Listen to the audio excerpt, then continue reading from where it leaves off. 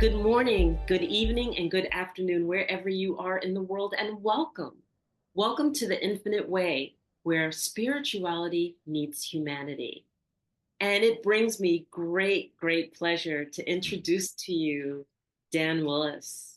And in 2001, Dan Willis was one of the Disclosure Project's top secret military witnesses that testified at the National Press Club in Washington, D.C., in front of the mainstream media of the world. This world disclosure event was asking for a congressional hearing to expose illegal secret government operations, the extraterrestrial presence, and to release the advancement extraterrestrial derived technologies. The hearing was denied, and the legacy media sanitized this disclosure to the public. Stemming from an extraterrestrial interaction in 1977, which led to the research work in the science of crystals and consciousness with IBM senior scientist Dr. Marcel Vogel. In 2022, a connection was made for an incredible ongoing information exchange on the advanced science of crystals with an off-planet Pleiadean scientist via a quantum communication implant in his friend Elena Danaan, acting as an emissary for the Galactic Federation of Worlds. These exchanges have been ongoing forever since they have been giving technology knowledge that can potentially be used on our planet for beneficial applications, as well as understanding insights in the nature of consciousness and the geometry of the holographic matrix of reality. Welcome, Dan. Oh, it's a pleasure and honor to join you, Enola. I'm so happy to have you here and really would love to explore a series of topics. And I know that we only have a few, well, I'll say a couple of hours. I want to reserve the right to have you back if we don't get to everything. Absolutely. So, first of all, tell us a little bit about your story, okay? Tell us a little bit of how you traversed to get to the point where you had to deal with testifying at the National Press Club. Well, a very long time ago, 1969, I had a high-level top secret security clearance in naval communications and worked at the busiest military communication facility on the planet at the time, Naval Communication Station, San Francisco. I was receiving report from a ship off the coast of Alaska that off a port bow, a saucer, about 70-foot diameter disc, emerged out of the ocean in front of them and then shot straight up into space, going over 7,000 miles, according to the ship's radar. This was secret, classified, priority level, going to Chief of Naval Operations. At the time, as a kid growing up in the 50s, I loved science fiction, and I this put it into another realm for me because this was an authenticated, real document that substantiated that there is uh, somebody with very advanced technology for 1969 is on our planet. And so, two big questions came to mind is why is not the government letting the public know about this? And why aren't the extraterrestrials, if they are extraterrestrials in that craft, uh, making themselves known to the people of Earth? And so, many decades go by, and I've been searching for answers. I traveled to outside Area 51, the first time meeting with Robert Lazar, who was reverse engineering extraterrestrial craft with a small group of researchers under a military tent. And no recordings were allowed whatsoever, but I recorded it anyway, just to document it. And this testimony has been consistent over the decades. So I've researched a lot of witnesses and so forth, but then I was asked to join 20 witnesses at the National Press Club in Washington, D.C., one of the largest events in the history of the National Press Club, 22 cameras in the back row. The place was packed with reporters. myself being an ex-ABC newsman and broadcast engineer, I thought, oh my God, I'm going to be part of a world-changing event. How could I knew what the other testimonies were? We're talking about bases on the other side of the moon, 57 different extraterrestrial species already categorized, that we've had faster than light craft, already anti-gravity craft built back in the 1950s, presidents, CIA directors are being denied access. Um, oh God, just so many explosive, nukes being shut down by craft coming down, nuclear launch facilities. Just incredible that would normally grab the public's attention. But I noticed afterward the media, they even, CBS came down and did an interview with me, and I said, I saw what CNN and the rest of the mainstream media outlets did with it, and what they call a limited hangout. Made it sound like, you know, the 21 witnesses that came before the National Press Club were backed by over 500 military witnesses, and this entire event came about because of Vice Admiral Thomas Wilson, who is the head of intelligence for the Joint Chiefs of Staff, in a meeting at the Pentagon with Dr. Stephen Greer back in '97. Um, he was denied access into these unacknowledged special access programs. And he told Dr. Greer, if you can bring your witnesses that are willing to testify under oath, you have my permission to go before the mainstream media and expose this. And so that's what greenlighted the event. But the Bush administration denied the congressional hearing. I was interviewed on CBS, like I was saying, and I said I'm not doing this interview unless I can say we have the scientists which can prove we have 0 point energy, that we don't need nuclear, oil, or coal. Excuse the interruption. Um, and interviewed me for about 45 minutes. And afterward, the producer said, I'm sorry, I never had this happen before, but the higher executives made me cut that part out. And so I became aware of there is definitely an orchestrated effort in order to uh, control the public's perception on the extraterrestrial issue. And there always has been an orchestrated effort to control the public's perception. And, I So really, true. I sit back and I look at this and I go, how dumb do they think we are? I mean, I remember, although it was just a moment, I was in Joshua Tree, California, and I remember going out into the desert because, I do drumming and I wanted to drum in the sunrise, and I was having this moment. And there I am on the side of the mountain. I'm having this moment. I'm in the middle of the desert, and I'm watching the sun come up. And over the horizon, I saw something come down.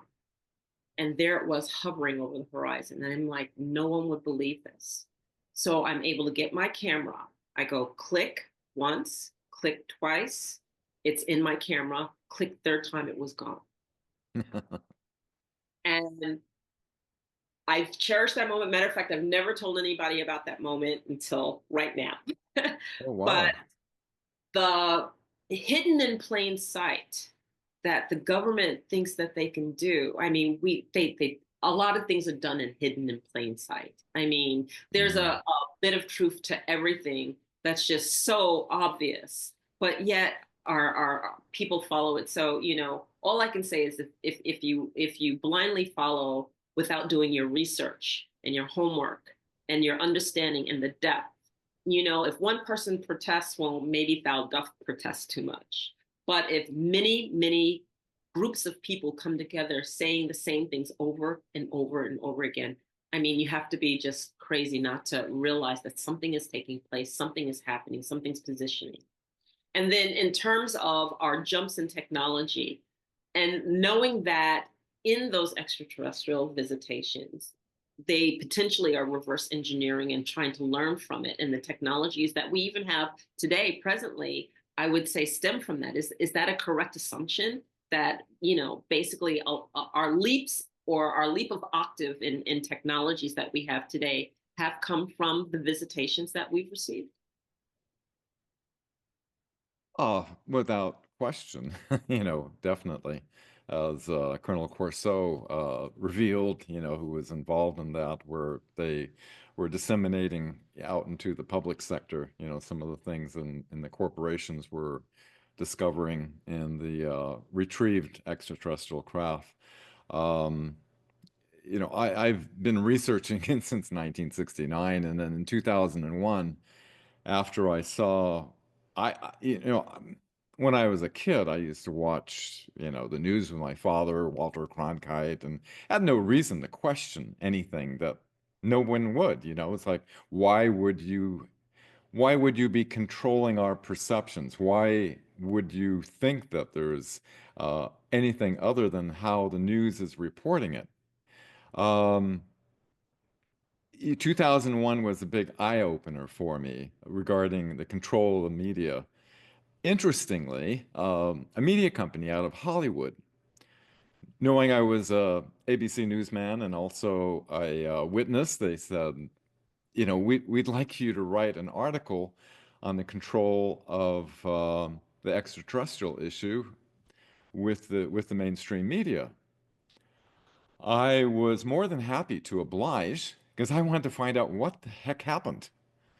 And so the only way I became aware of many, many of the witnesses and plus the decades of research I've done before that, but I was unaware of the whole infiltration that happened into our information systems and how it became controlled. And so the only way I could figure out how to understand this, obviously you're not taught in school about it, and the mainstream media is not going to tell you about it. And so you have to do your own research. And so I decided to start from the beginning of the 20th century, from 1900 to present day. And I was aware of all these different witness testimonies, and I started plugging in all these authenticated classified documents and started piecing all together everything chronologically. That is a way I found I could understand what has been hidden by looking at it over time and looking at the different pieces coming together, because the more of the pieces that you put together, the more of this hidden reality starts to unveil and reveal itself. And when you research thoroughly, the reality that comes about, you understand why it keeps its own best secrecy, because you attempt to explain it to somebody and it sounds like the most incredible, bizarre science fiction plot you could ever imagine. Um, it's true that the Nazis escaped. They developed their own secret space program. They landed on the moon in August of 1942. They had developed anti-gravity by 1934.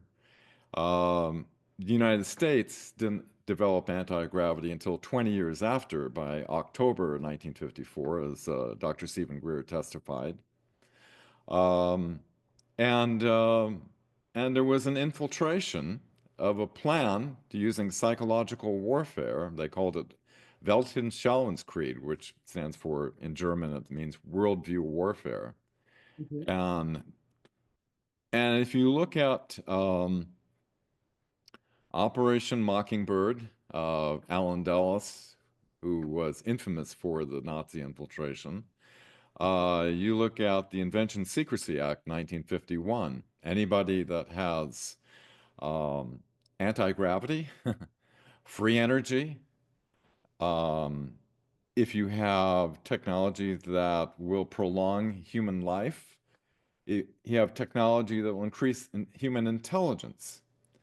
you'll receive a national security order from the Sensitive Application Warning System within the Patent Office that your invention has been deemed to be a detriment to the national security of the United States, therefore you cannot share it with anyone. And I spent 10 years, Dr. Stephen Greer set up a corporation to identify these. Since we couldn't through the normal military channels, we tried to uh, bring out technology in the civilian sector. And so I spent 10 years meeting with, I was a technical advisor because of my technical background. I worked with the government and Naval Electronic Systems Engineering Center on all the electronic equipment they had.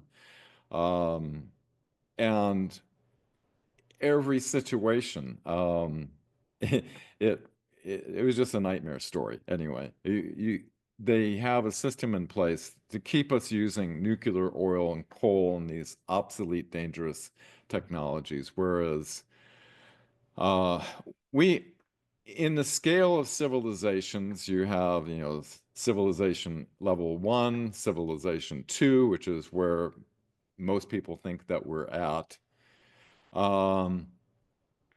And civilization level 3 has obtained interstellar travel and it has contact with advanced extraterrestrial races.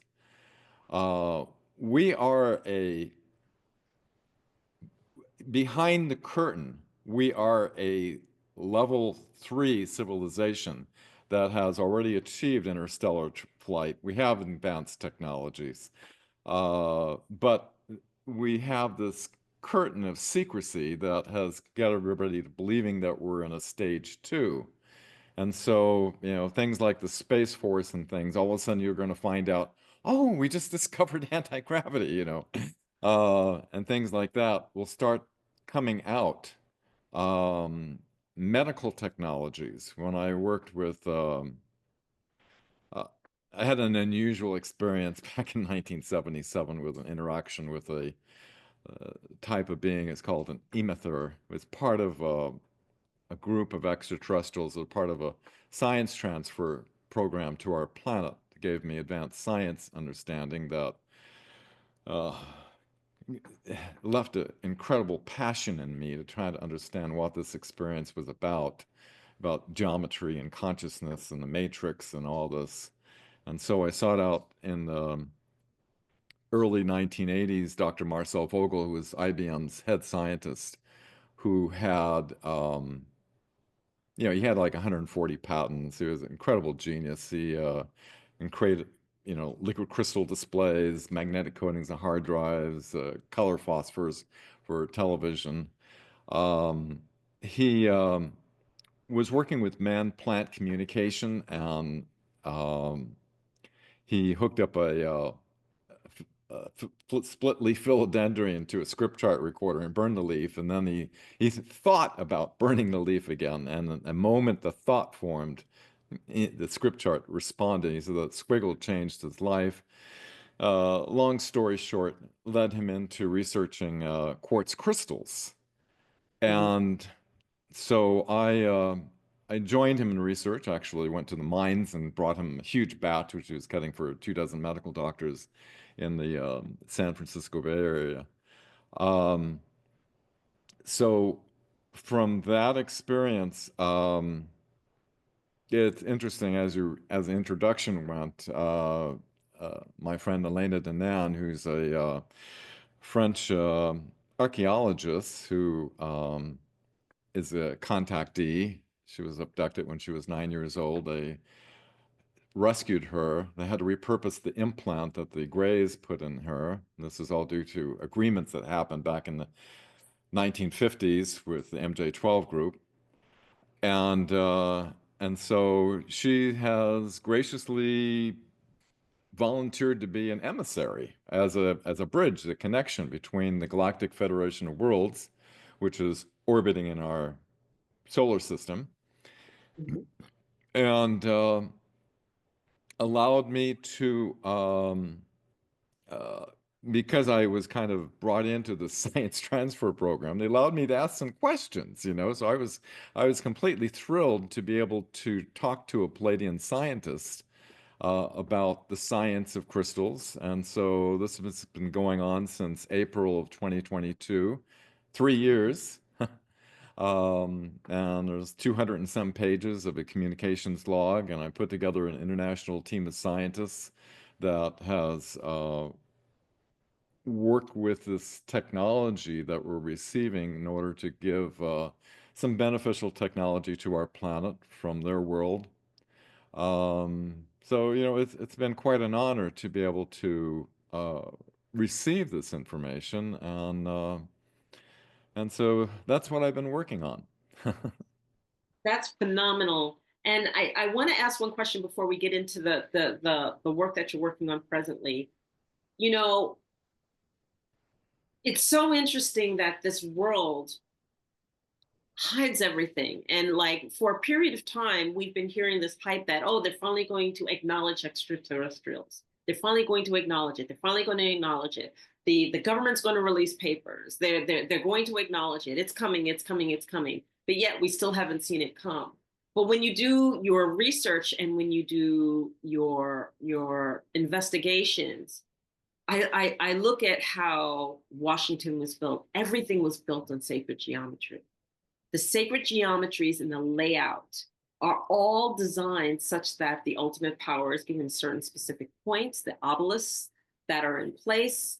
Every single thing is laid out for the communications and everything to embrace interstellar communication, but yet again, that's another piece that's right there, obvious. But if you don't do the homework, like you said, you're not going to realize it. When you look at uh, uh, the layout of Europe and certain of the key locations, also the sacred geometries are there across the board. The pyramid structures. The pyramid structures are another piece that are communication centers that are laid out all across this world. And again, they're in key structures and they're in geometric layouts. And if Mhm. you take the time to look and see how they're laid out, what they're aligned to, how they're aligned to each other, again, you see another whole layout. I work with a lot of people, and another thing that's been happening across this world is that vortexes have been showing up. Vortexes have been appearing and disappearing. I had a beautiful woman come to me during a festival that I'm usually the spiritual grandmother at various different indigenous festivals. And she's like, here is this, and how do I describe it? It looked like a wobble in the front of the picture, but it was a vortex. Like she's like, should I enter in it and explore it, or should I just stay out of it? And I looked at her and I was like, do you have loved ones that you always want to see? Because the possibility of you entering in doesn't mean that you'll be exiting, you know? But there it was captured on film, clear as day, clear as day. It seems that the interstellar communications is ready for us, but we're not ready for it. Mm. It seems like we are prepared like you said, if you take the time and you do your homework and you really research, we have everything that we need. But it's just the mindset. Why do we need to have this gap? I don't understand the rationale of this gap that the government has between us. And having worked for the government, is there any type other than just controlling the information and therefore controlling the masses? Why is it important to dummy down a good majority of the people around the world to think that, oh, that's ridiculous, oh, this doesn't exist, oh, et cetera, et cetera, et cetera? It uh, it's quite evident by anybody who researches that we've been under psychological warfare for a long time, Um, and that the one of the key elements is the control of the information systems. All the networks. When you realize that there was 50 media companies back in 1983, and then the CIA consolidated control down to only 6 corporations. And if you understand, the top executive positions are controlled by people who are in the Council of Foreign Relations, Trilateral, and Bilderberg meetings, um, that are all centrally controlled toward an agenda. This is why the newscasters all have the same Story. verbiage, because they were just reading the teleprompter. Yeah. When I was an ABC newsman, I would receive information from United Press International and Associated Press, and I'd read the news report, and I had no idea who's forming the information. I just naturally trusted it, as do, and people who become aware at work as a in a newscaster, and if you don't tote the line, you're fired, you're out. Um, so what happens is you have a lot of innocent people, just like I was innocent in 2001. I had no idea of the control of the information systems. Um, and and so if you're able to control the information systems, then you're able to control the perceptions of the population.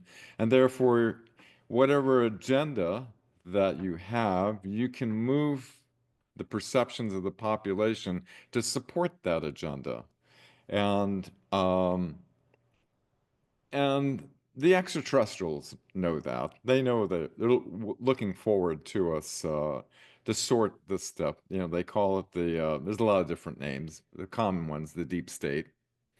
Until we can basically become aware and clean house, of these elements, and become a peaceful civilization, we can then be off probation with the Galactic Federation of Worlds, which has about, oh God, what is it? What number I heard? Like 30,000 civilizations across the entire galaxy. Well, it's kind of like a NATO, whereas if you got some, badass aliens like reptilians or whatever, coming in to attack a world, they join together. It's a military organization, the Galactic Federation of Worlds. And they protect civilizations from marauding extraterrestrials that are attempting to enslave people. Now, we've had uh, the Draco, they're basically from the Sakaar Empire. They're a reptilian race that back in 1957 was Professor Hermann Oberth, who was the father of modern rocketry, was Wernher von Braun's mentor. They asked him, how did Nazi Germany ever achieve such advancement? He just said publicly, we had help from the people of other worlds. So they developed their secret space program down in Antarctica. People who research become aware of Operation High Jump, where all of Admiral Byrd's fleet was wiped out because they had advanced anti-gravity and directed energy weapons. They had to hush the whole thing up. The military and the government is such that if they can't control something, what they do is they don't tell the people about it. They don't tell, we don't have no control over this. They basically hush the whole thing up with extreme secrecy.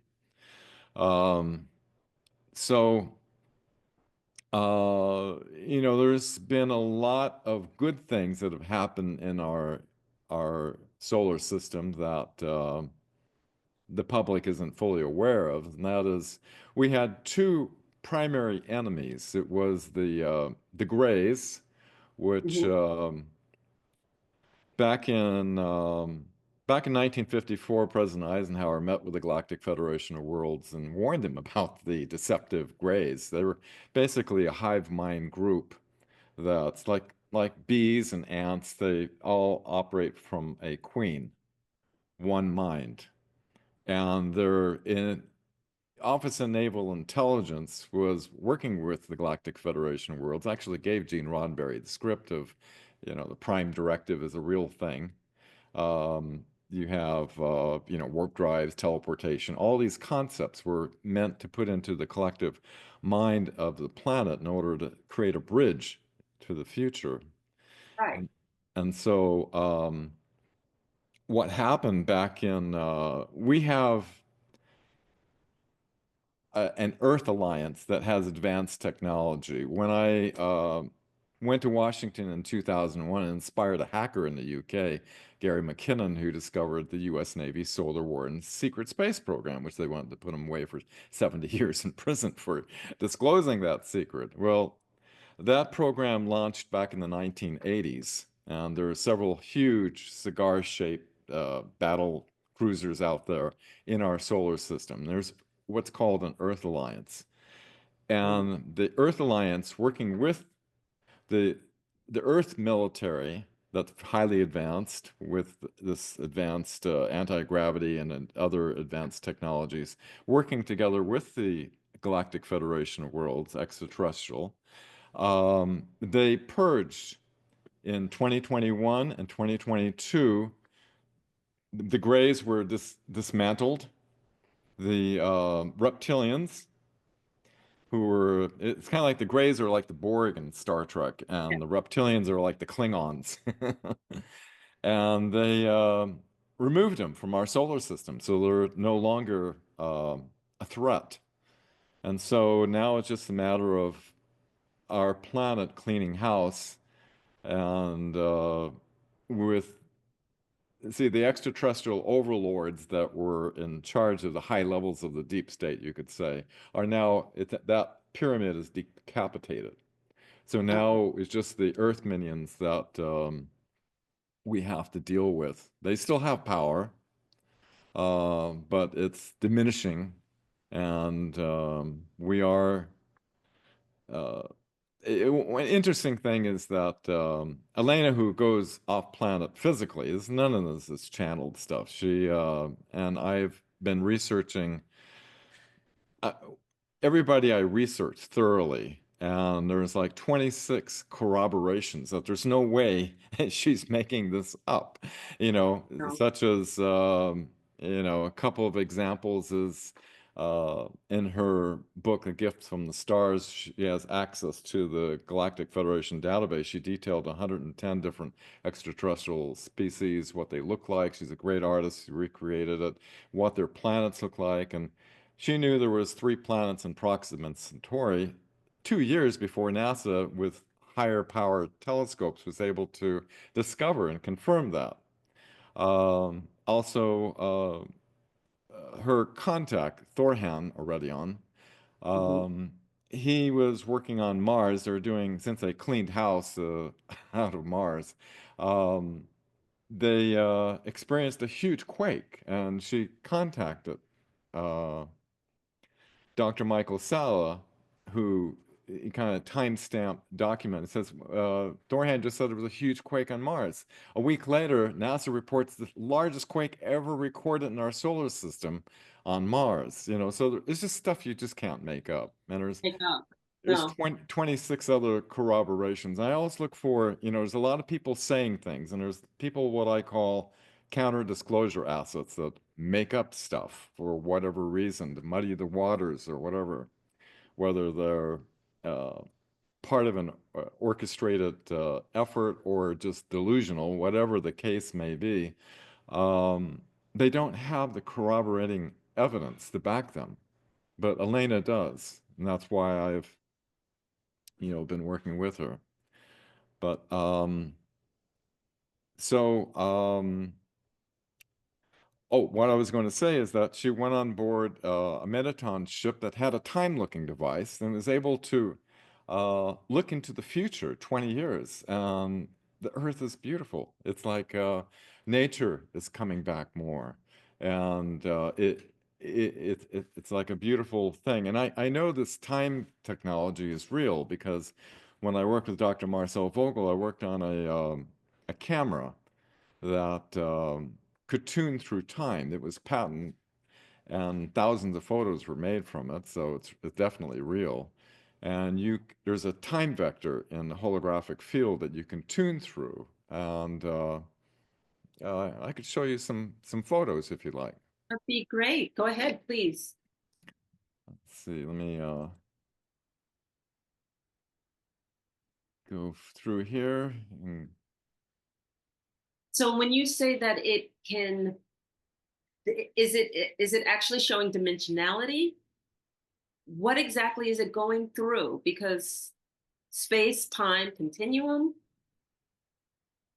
Um, uh, you mean regarding as tuning through the time vector?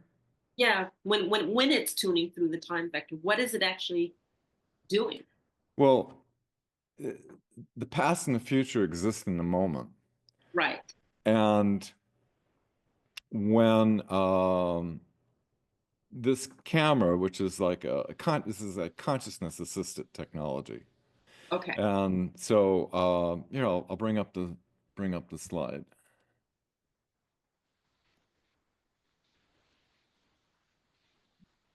Okay, you can see that okay? Yes. Okay, this is a patent in Paris, France, 1955.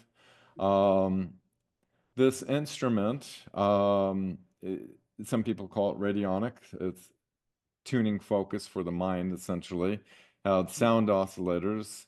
A drop of blood from the mother is like 50 miles away because the universe is holographic, and within that mother's blood is a holographic representation of the whole of her, not Ah, only in this moment, but in the past and the future. okay. And so, what the drop of blood acts as a witness, and and so these sound oscillators, the sound comes up and is modulated and creates a holographic pattern in space that's reflected back with these lenses onto a photographic plate. Now, this is 1950s technology, so Ah, this is crude compared to the extraterrestrial technology. okay. And here you can see tuning through. There is a time spiral which you can tune forwards and backwards in the time.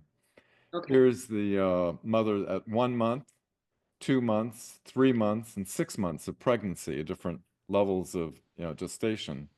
Right. Um, Here you can see a homeopathic pill. You can see the actual flower remedy of the homeopathic pill being emanated. Here you have a seed, just a seed of a lily, and you could tune through the time of that seed in going into its future bulb and flowering cycles. So this is technology that this uh, there's not very many things on this planet that can substantiate tuning through the vector of time. But this was one of them, and it was real. Thousands of photos were made. This is, as I said, primitive compared to the extraterrestrial technology. My friend Alex Collier is an Andromeda contactee. He explains how the medbeds work, where they can tune through the holographic field of time to the point where your body was most optimal. And what they do is they overlay that pattern onto your body, and it morphs into the healthy pattern. So is My a frequency, okay, because our bodies are really fine tuned into a frequency. And so an organ, when it's off frequency or off its balanced frequency of where it's supposed to be resonating, is typically, that's when we start feeling symptoms of, something's not right. I don't feel good when it's off balance long enough, right? So is this insinuating that overlay of frequency of the total body being tuned to the right oh, frequency this so next that it can actually go to that frequency and then be right aligned? this next slide is perfect because it answers that question. Okay. This is my kind of a photorealistic representation because of the prime directive can't take photos yet.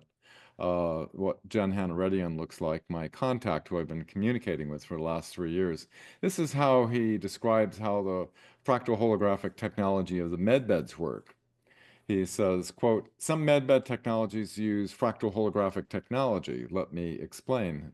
The fractal core formula of the tissue to repair is recorded, and the perfect unaltered geometric pattern is reconstructed and superimposed on the damaged pattern.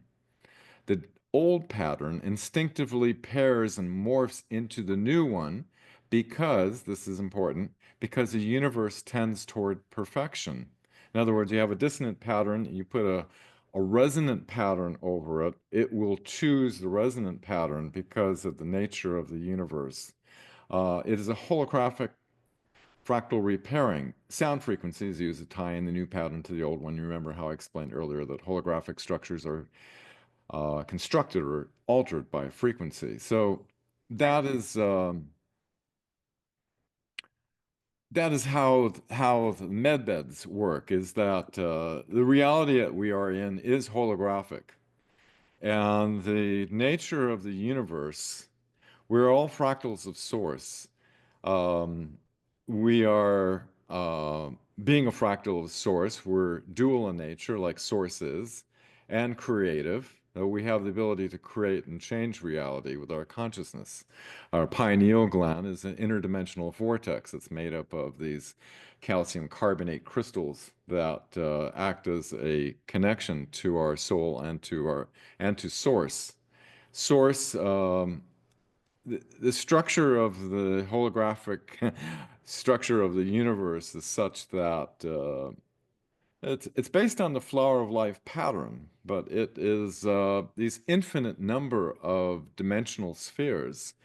Within each sphere is what's called the ether, and each sphere is different. It has different levels of density, and in particular, one that we're in has 12 densities. Source radiates from the highest density down to the lowest. And so creation affects the lower does not affect the higher. And source is at a level of near perfection and resonates with the frequency of love. And so love is like the what bridges us from one density into the next higher density. And so beings that have evolved to higher density levels, they resonate more with this frequency of love and closer to perfection. That's why they look good.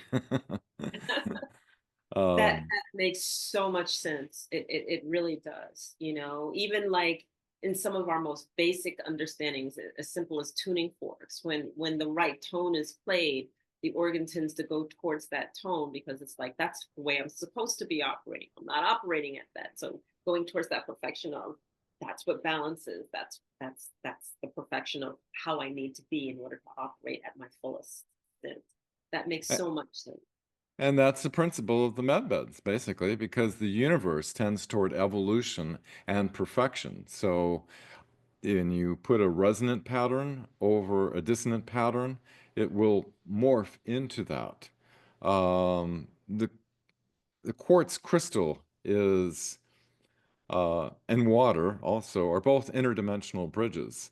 The the crystal exists in all dimensions and densities at the same time. It acts as a natural bridge across a spectrum of densities. Um, the technology that we've been receiving has uh, given us the technology, the specifications on how to, how to cut the crystal such Mhm. that the two termination angles they create double coiled torsion fields that are different come together, opens up a singularity vortex that allows the intentions of consciousness to uh, modulate and it's amazing, but it connects because of the singularity. It connects directly to source and through the what's called the void, which is what all these dimensional spheres fit into. The void is void of everything, is the void of time and space. And so when you imprint something through the void, it lasts for eternity because there is no time in the void. And so this is how they convert etheric energy into physical reality, the Pleiadians. And that goes into a whole in-depth And I'd love science to have that discussion. conversation with you. So before we leap into more of the technologies. I know one burning question many people always have when they watch shows like this is that typically what happens in our lives, there is a what I like to call a leap of octave that took place. Your connection now with the Intergalactic Council, with your contact from the Pleiadians, did a leap of octave take place in your life before that connection that just bridged everything over and changed everything? Or was that just a natural extension of where you were at? Well, this is I asked Jen Han about that question. This is a an attempt to show what this being looked like and what he projected a sphere in space and the nested geometries that went into infinity and how it's related to consciousness and the different density levels. And through love, we evolve through this in kind of a nutshell. Um, and this is what put a burning passion in. I started grabbing every book I could back in 1977 to try to understand what this was. And that led me to, working with Dr. Marcel Vogel. Um, this is from an illustration from Elena's book, A Gift from the Stars, what an emissary looks like. Mm-hmm. They're part of, they're not like, they have some gray genetics, but they're not like the grays. They look more human, their face, and they are very benevolent, loving beings. They have an incredible amount of love coming from its eyes. I asked Jenhan about this and this experience that I had, and he says the Emethar are part of a science transfer program to Terra, working with other cultures such as the Umaite and Selosi. Says, in fact, the Emethar initiated this. Um, he's following my development and decided to provide me with science. He says, to my friend, this is the science of the universe. He has prepared you, as the science transfer program allows, by modeling your understanding of the universe on a consciousness level so that when the time comes, which came in the year 2022, you will be able to understand the science that will be given to you to pass on to the Terrans. And so, um, it led me to seek out Dr. Marcel Vogel, who had this vision of this dream of the Kabbalistic tree of life. And I got him all these crystals from the mines, and he was cutting them in his garage for the medical doctors. And he started cutting them with different number of sides. He didn't realize something that he would have loved to have known, and that is when you cut the crystal in alignment with the perfect lattice of the crystal, uh, it opens up a singularity vortex within the crystal that is. He used his techniques, and I used his techniques as well, and had incredible success with a lot of different situations. I have to share with you a little story too. When you shared about the crystal and the bridge that it has, and how it's interdimensional and it bridges that gap. And it's so funny because in my shamanic practice, right, we use crystals to capture or to clear the various person from entities or energies that aren't serving them, you know.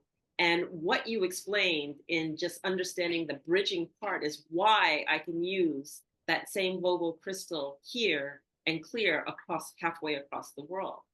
And people have a physical, visceral reaction sometimes. So I know that it's working. I know that it's clear. And I never understood what was taking place. I just knew that it did take place. And you just gave that scientific explanation. Yeah, it's a Gen Radian, their technology is 300 years more advanced than us, and there is he's learning from another race, the Alteans. Mm-hmm. They're 20,000 years more advanced than the Pleiadians. Wow. And what they share a little more about how quartz resonates not only through the lattice of space but also the lattice of time, Mm-hmm. and that's how it heals. Um, I'll share.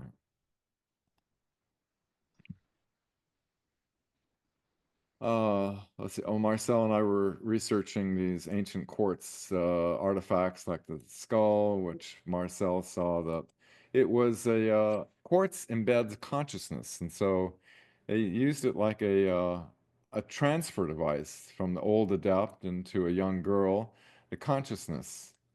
Then I knew Dr. Ray Brown, who in Atlantis, he was treasure diving, went into a pyramid.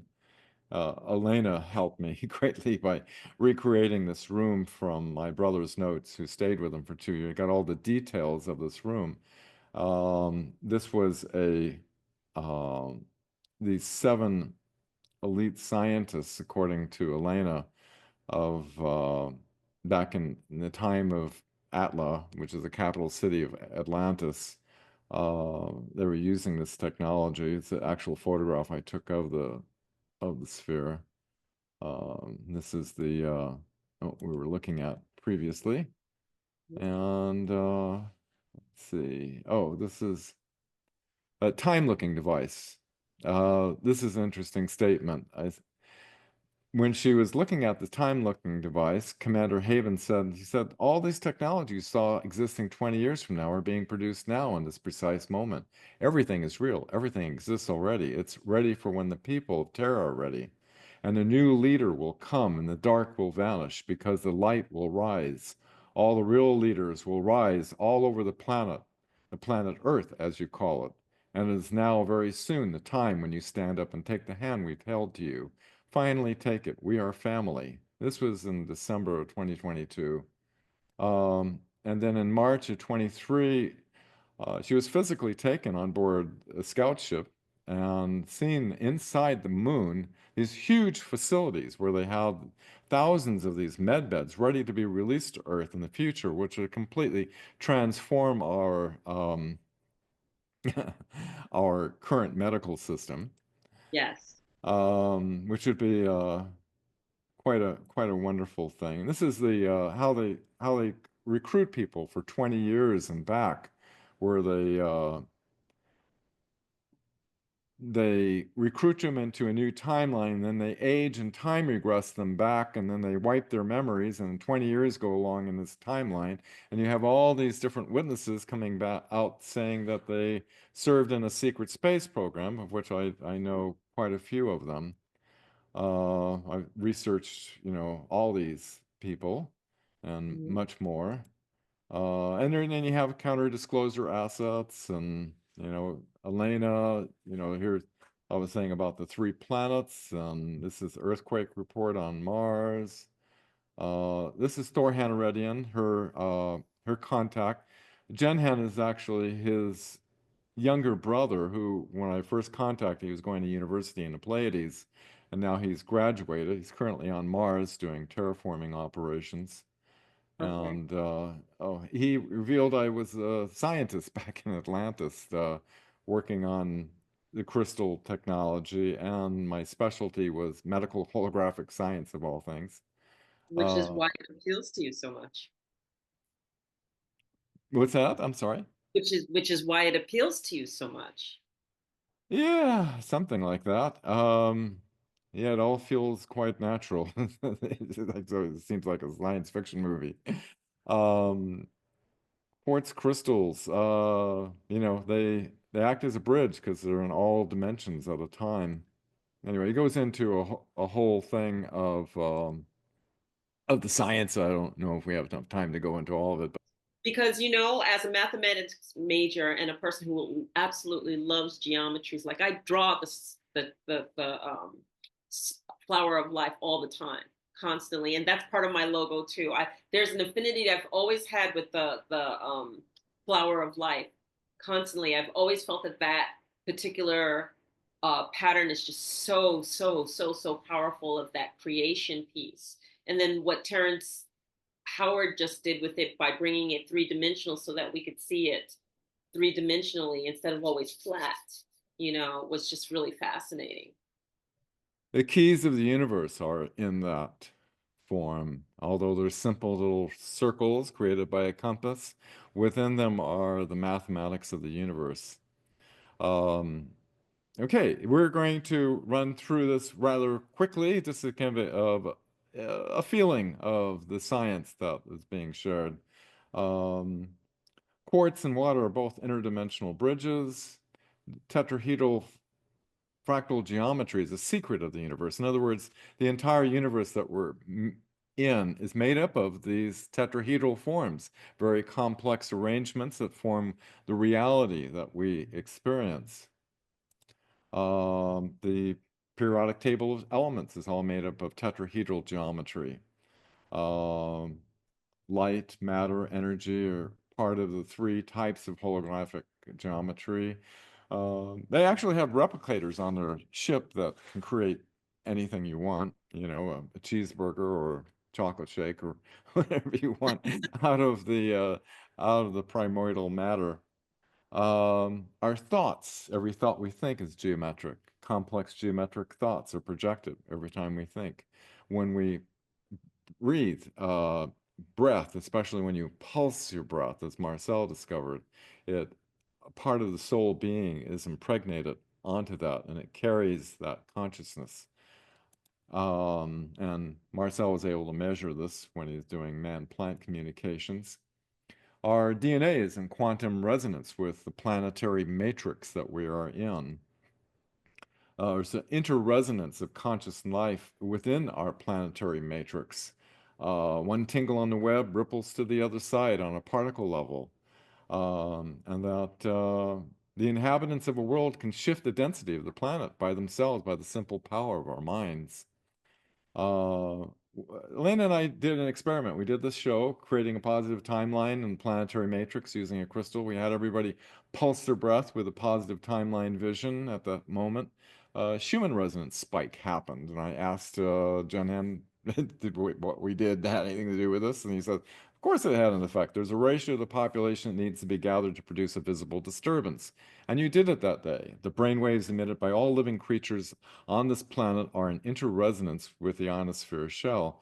And I know this scientifically to be a fact because I used to work with Dr. Robert Beck, who was a pioneer in Schumann resonance, brainwave entrainment, and shamans and different healers and everything when they were in sync with the earth and their left and right hemispheres would sync together. Um, love is the connecting pulse between all living beings in the universe. It's a secure channel because of the high frequency. It prevents dissonance. This is illustrated, everyone's familiar with Dr. Marsu Um, Emoto's water crystallization, where dissonant thoughts cannot take form in the structure of the water. Jenhan says, dissonance cannot attune with an ordered state of geometrical resonance. The matrix we're in is in an ordered state of geometrical resonance. When you have thoughts that are not of love, gratitude, appreciation, like that, they don't resonate into the structure. Water, love, quartz, all interface because they're all based on the same core fractal formula. Water has been shown in Antarctic ice core samples. All the major crystallographic forms in nature are formed in water. It's showing it's universally resonant. As we were discussing earlier, the infinite number of spherical dimensions in the multiverse are based on the flower of life pattern. And uh, in this particular bubble that we're in, there's 12 densities that emanate from source, and the source is omnipresent, of course. But that is how the densities are formed.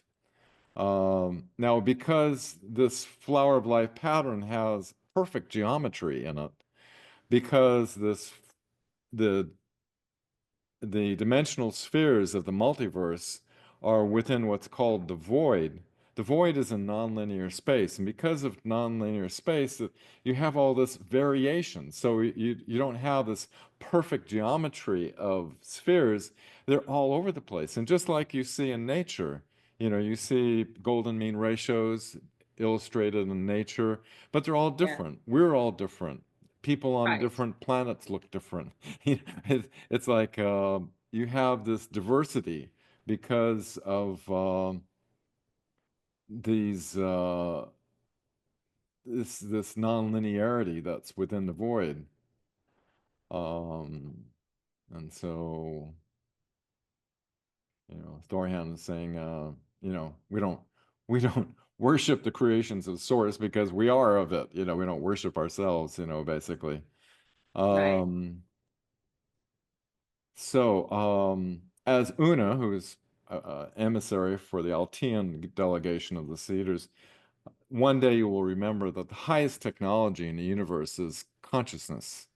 Mm, And they're 20,000 years more advanced than the Pleiadians. She says quartz is a transponder by nature. It connects to the points in the grid of space, but it not only vibrates on space, but the lattice of time. Your science will soon discover this. Quartz is the highest state of solid matter before the state of light. It's why quartz can heal tissue.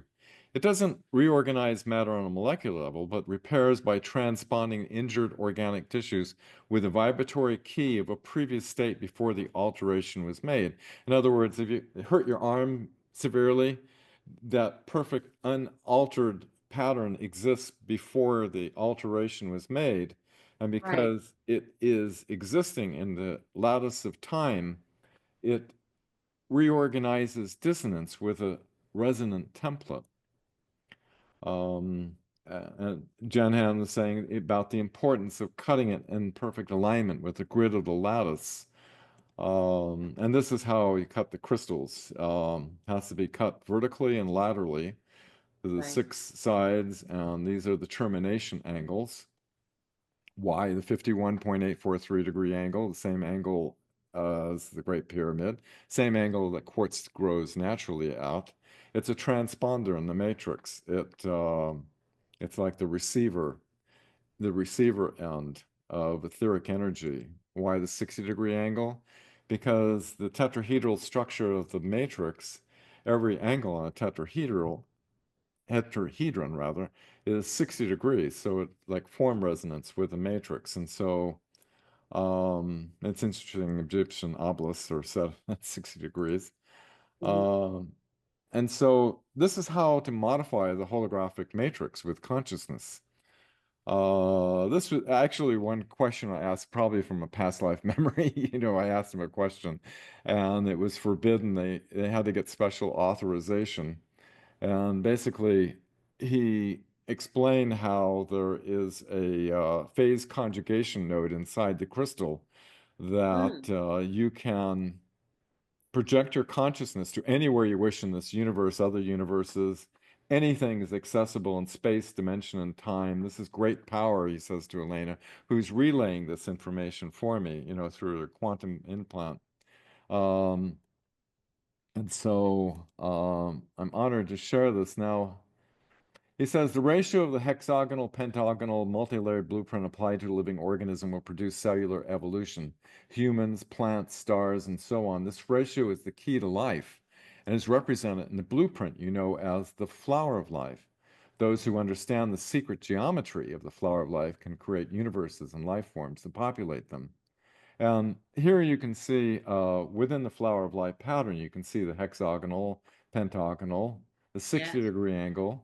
And if you expand the vesica piscis of one within the other into infinity, the 51.843-degree angle hits at the nodal points of the next dimension up. Okay. Our DNA is made up of hexagons, pentagons. And the receptive pentagonal is related to the golden mean ratio. Same as the Great Pyramid has the golden mean ratio. Hexagonal is related to the tetrahedral geometry. So this is a receptive end. You could say it's the female end, but it's not biological. And this Hmm. is the active end. This is the part that writes into the holographic matrix. The geometries of the angles of inclination creates different vortex spins, depending on the angle. These two dynamics counter-rotate and meet at the vortex singularity. Because of this counter-rotating dynamics, the vortex is opened by phase conjugation of the two frequencies. I asked him, what would happen if they were both the same, and he said they would just cancel each other out. At the same frequency, the dynamics cancel. You need a difference in the speed rate to create a dynamic for the experience to tend toward perfection. And since nothing in the universe ever reaches the absolute point of perfection, the universe is alive through the dynamics of evolution. And Mm. so this is essentially how they create physical reality out of etheric energy. He says the 51.843 angle geometry transpons the etheric energy, coming in on this sun, and the 60 Right. degree angle geometry imprints it into the holographic matrix of the universe on the sun. This is a great network. This is how we implement etheric energy into physical reality. And this is how the liminal geometric point of transfluxation, otherwise called the eye, this is where these two vortices are coming together and creating this transfluxation that allows the intentions of consciousness to imprint a geometric thought pattern. And so when your consciousness interfaces with the open singularity vortex, you can alter and modify the holographic matrix. I asked him about this Krillian photograph, showing this double coiled, and he said the pyramidion creates a frill vortex. The frill vortex is etheric energy. The vortex you depict in this visual is etheric harvested by the pyramidion. The dynamic influx of harvested energy, the mathematical ratio, generates a double coiled torsion field. The Which looks two like a caduceus. dynamics The two dynamics twirling in opposite directions create a phase conjugated tension that creates a singularity in the hologram, a convergence of infinite power Wow. that I creates was the saying eye that of the it looks like crystal. the caduceus, which is the medical uh, E- symbol. e- Exactly, exactly. And you activate it by piezoelectrically stimulating with a finger pressure or sending electronic pulses in it. It creates a dynamic reaction between the two polarities of the charge triads of the lattice structure, then creates an exponential reaction that triggers the singularity portal. This piezoelectric, uh, you can find out where it is in the crystal by where these angles of inclination meet. Uh-huh.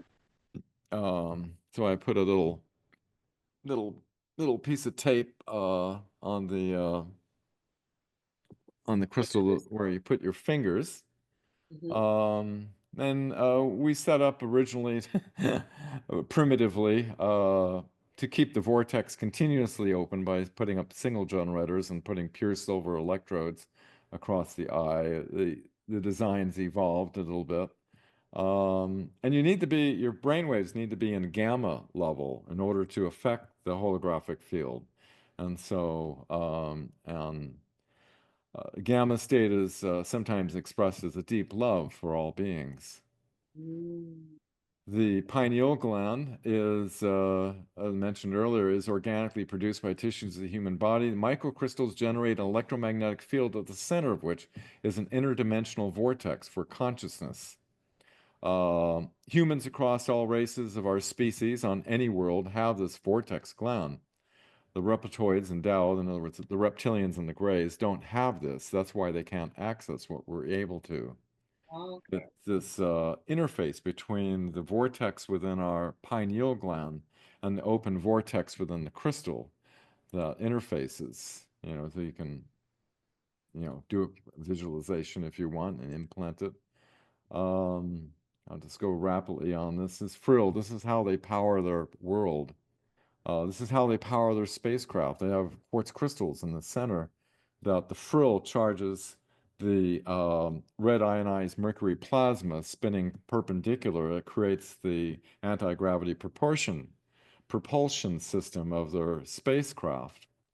One of our scientists in Paris, France, yeah, Einstein got it all wrong. Anyway, uh, Yeah. uh, they use these frill generators on the planet Era. This is his older sister. She's 160. Um, and she's a temple generator attendant. Elena actually saw this large crystal with double coils of two different types of metal on the planet. And as you were saying about the caduceus going up, Yeah. frill is the essence of the dual nature of source. The two serpents aren't two different types of atomic matter. No, they are the alpha and omega. They're the void and matter. They are created and uncreated, yet existence and non-existence, construction and deconstruction, the electrodes of the universe that spark source. Source is dual in such ways. When you set the two serpents free to dance around the crystal, they create the very essence of source, frill. This is a reproduction of the great creation. And this is how their frill generators power their planet. Basically, these are pulsed at the frequency of 4096 alternately. Silver is wound counterclockwise, the copper is wound clockwise. So you have this dual torsion field that opens up the singularity vortex in the crystal, and it connects to source, which the frill emanates from, and they have a harvester on the top of it, which using quantum entanglement, they don't use wires and things like we use. They transfer energy wirelessly to all their secondary devices on their planet. Um, and so we built one, we built a small miniature one, my science team and I, that conjugated the crystal vortex with the torsion fields. The copper is one perpendicular. You're repulsing the coils alternately at 4096, which is the resonant frequency of the quartz. We presented it in Orlando, Florida back in 23. Um, and first prototype made on Earth. Uh, and we actually, this is just recently, we gave a gift back to them. Elena, actually, we had some crystals cut and gave it back to them as a gift for the knowledge that they shared. Uh, these wonderful people are having their cutters cut according to the specification. Let's see, go through this. Other things here. Okay, that goes into maybe for another time. How to use the healing procedures and so forth. But I think I'll stop there. Um, so Yeah, let's that's reserve the right. kind of a quick overview of some of the information that's been shared. Yeah, yeah. So I love the fact that you talked about the breath pulse because in the indigenous teachings that I have from the Quiros Indians of Peru, everything is done with breath.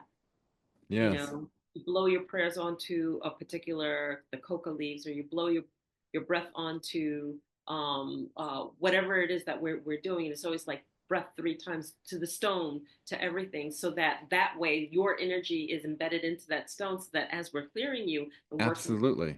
soul knows exactly what soul to do it. And it's funny because it doesn't matter whether you're in person or whether you're online or whatever. If that breath is blown, it is felt. It is felt. It doesn't matter. And Yeah. so I found that that was really, really interesting of what you said. And it's just like there's indigenous knowledge that uh, uh, uh, captures some of the things you're saying, and again, that indigenous knowledge, it doesn't have the science behind it or anything. They just do it. They've always done it. It's always been there. That's what they do. And it's beautiful to be able to bridge some of that together right here as we're speaking. Yeah, yeah, we're indigenous knowledge, we're all fractals of source. We have all the same access to the wisdom and knowledge of source within us. It's like this, that which we call intuition, or, just through it, just intuitively know, that the breath, when you pulse it, it's like it like Janan says, it impregnates into the crystal a parcel of the soul being, that your consciousness is. And when we talked about the crystal skull, that's what the Marcel saw the priest was doing, with pulsing his breath, directing the consciousness from the older adept to the young girl into the So crystal. that's another one because there's the story of the 13 crystal skulls, right? That was shared by the 13 indigenous grandmothers, of the fact that there were 13 crystal skulls, and then the 12 around, one in the center. The one in the center was the main one. And what was happening is that certain information was transferred from these 12 points of distribution across the world to this one particular skull. And then they, that's how they transferred knowledge from generation to generation to generation to generation through these 13 crystal skulls. And now that the skulls are scattered, certain pockets of that information are with those particular tribes that have those skulls, but again, just another just little brief thing of the stories I've heard about the 13 crystal skulls, and then here you are saying this is how the knowledge was actually transferred, and Yeah, it again. but it makes sense, having the shape of a skull. Everything's form resonance. Right. Form creates frequencies, and frequencies create form. And if you have a shape of a skull, it's form resonance with our skull that our our knowledge and everything isn't in our brain.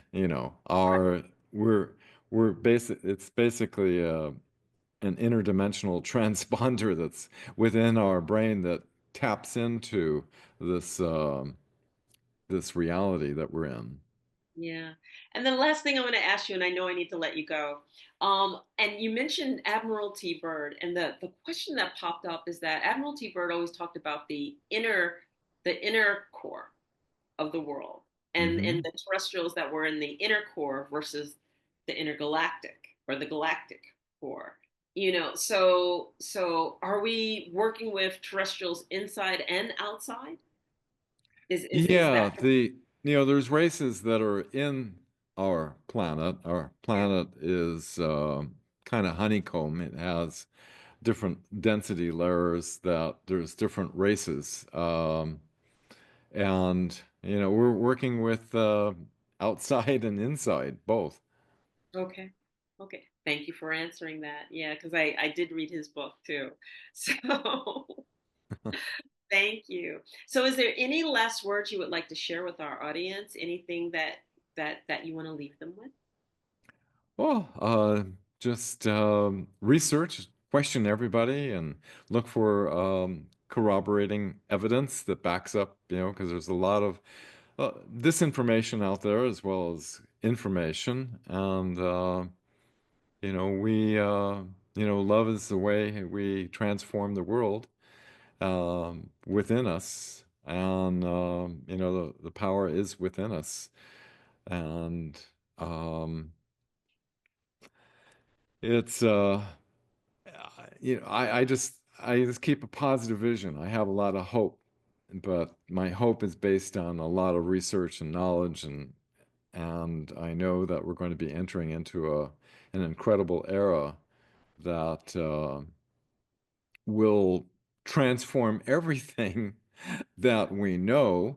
Um, the technologies will change, transportation, medical. Um, just every aspect of life is going to transform as we take care and grow up and mature as a race on this planet that can enter into an alliance with other advanced cultures, and it's going to be beautiful. So how can people contact you if they want to get a hold of you? Well, I've in honor of Dr. Marcel Vogel, if you go to marcelvogel.org, um, is all the information of the work I did with Dr. Marcel Vogel, as well as all the information and the communications log with my Pleiadean scientist friend, Jen Hanaredian. And all the details we covered are on that website if people want to explore more. And the complete communications log of over 3 years of information exchange. So everything that we discussed today, we can research at that site. Excellent. Thank you so much. So thank you for leaving us with those positive words and that message because, in a time of transformation and discord, you need to hear that there is a beautiful alignment that's there. All you need to do is tap into it. I always say, come out of the storm and go to the beacon of light and that lighthouse and stand strong.